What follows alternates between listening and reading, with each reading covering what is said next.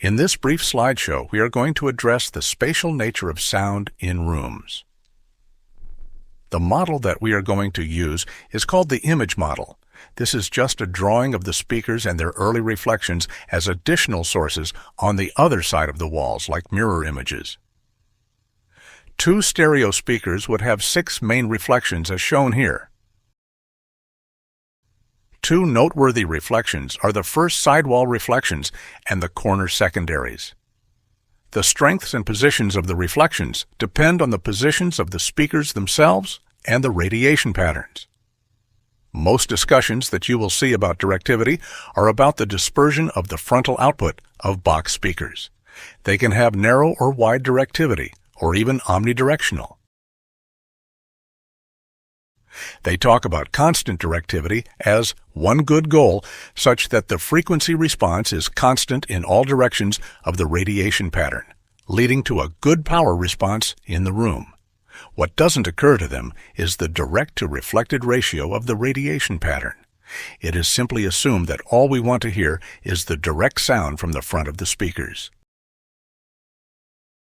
Looking at the full model, it is easier to see that in order to make the front wall reflections equal to the actual speakers, we would need at least 6 dB greater output to the rear than to the front.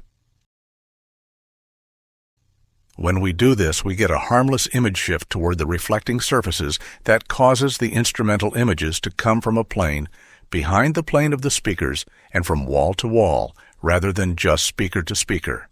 The sound comes from points in space rather than a line strung between the speakers and has greater depth and spaciousness.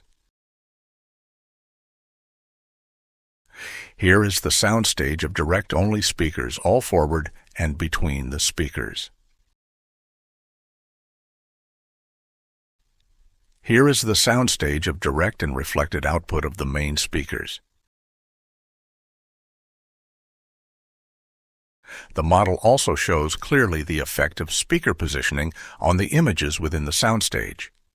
Speakers positioned too wide results in a hole in the middle and stretched soloists. Positioned too close to corners results in a clustering of images in 2 halves of the room. Thinking in terms of radiation pattern, we might ask ourselves which pattern or patterns might we want in order to better mimic the sound of live music in a larger space. We check Mark Davis's work with the DBX Soundfield 1, in which he uses time/intensity trading to stabilize the center image for all seats. This results in a frontal pattern with lobes toward the opposite speaker. If we want all image sources in the model to be even in intensity, we might want a rear pattern that is greater than the frontal output and greater toward the front corners because of their distance from us. But it may be impossible to predict the exact pattern for all rooms, so we might want to make a speaker with gain pots or L pads on all of 4 faces of the speaker to shape the radiation pattern to the room. A design based on the image model and radiation pattern of the speaker might be called an image model projector to raise awareness of just what is happening acoustically in the room. So, if we finally get the speaker design and positioning and adjustments right, we still need to adjust the acoustics of the room to help construct the sound fields to match the concert hall better. Some absorption is justified to suck the reverb time down to under a half second, using normal furnishings and carpeting, plus some wall treatment.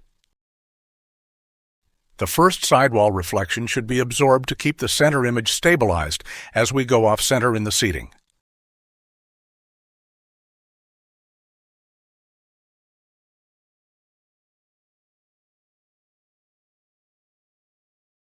Some diffusion is justified to diminish the signature of the size and shape of the actual room.